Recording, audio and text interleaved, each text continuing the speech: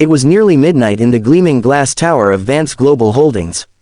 The office floor, once buzzing with energy and ambition, now echoed with the faint hum of cleaning machines and the whisper of the night breeze through the massive windows. Emily Vance, the billionaire CEO of the company, sat alone at her desk, surrounded by files and a half-empty cup of cold coffee.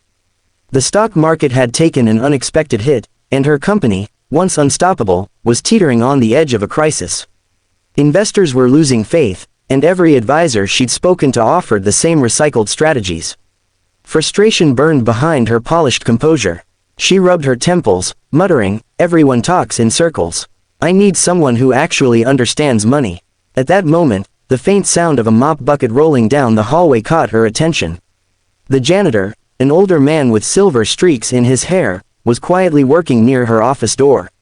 His name tag read Sam. On impulse, half out of exhaustion and half out of irony, she called out, "Hey, Sam. You've been here longer than most of my executives.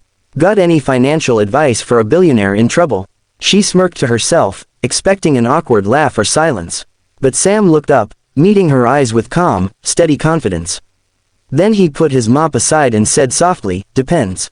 Are you asking for advice to make more money, or advice to stop losing what matters most?"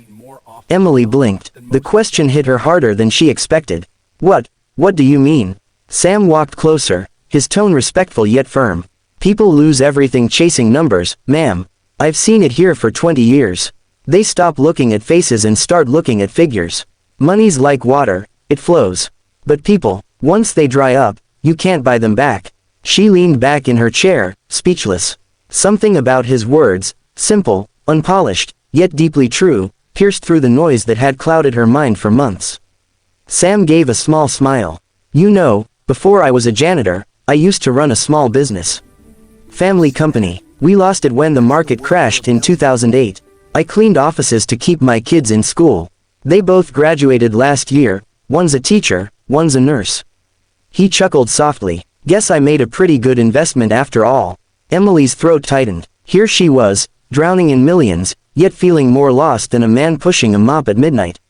"What would you do," she asked quietly, "if you were me? If you had all this, power, money, influence, but everything felt like it was slipping away?"